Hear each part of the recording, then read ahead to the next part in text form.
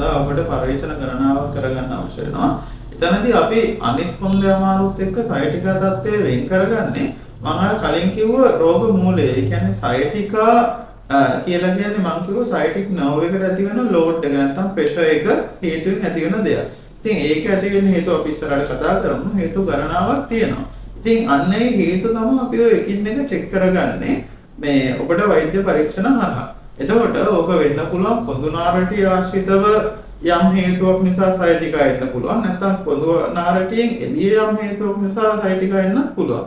එතකොට අන්න ඒවා කොඳුනාරටි ආශ්‍රිතව අපිට සමහරවිට එක්ස්රේ පරීක්ෂණ මගින් CT පරීක්ෂණ මගින් නැත්නම් අවසානයේ දෙකම වෙරුණොත් MRI පරීක්ෂණයක් මගින් කොඳුවලට පේලිය ආශ්‍රිතව ඇතිවන සයටිකා තත්ත්වය නිර්ණය කරගන්න පුළුවන්. අපි ඉස්සරහට කතා කරමු කොහොමද ඒක හරියට නිර්ණය කිරීම සිද්ධ වෙන්නේ කියලා. ඒ හේතුවෙන් ඊට අමතරව කොඳුනාරටියෙන් එදී ගොඩක් වෙලාවට මේ පිරිෆෝමිස් සින්ඩ්‍රෝම් කියන එක මගින් පිරිෆෝමිස් සින්ඩ්‍රෝම් කියලා කියන්නේ ඔබේ තට්ටම් ප්‍රදේශයේ තියෙන මාංශ පේශී වල යම් තද ගතියක් හේතුවෙන් සයටික් නර්ව් එක තදවීමකට ලක් වීම. ඒක නම් අපිට අවශ්‍ය නැහැ ඔය X-ray CT MRI වගේ පරීක්ෂණ. ඒක සාමාන්‍ය ඔබගේ භෞතික චිකිත්සක නිලධාරියා හෝ වෛද්‍ය නිලධාරියා සිදු කරන සරල භෞතික පරීක්ෂණයක් මගින් අපිට රූල් අවුට් කරගන්න පුළුවන්.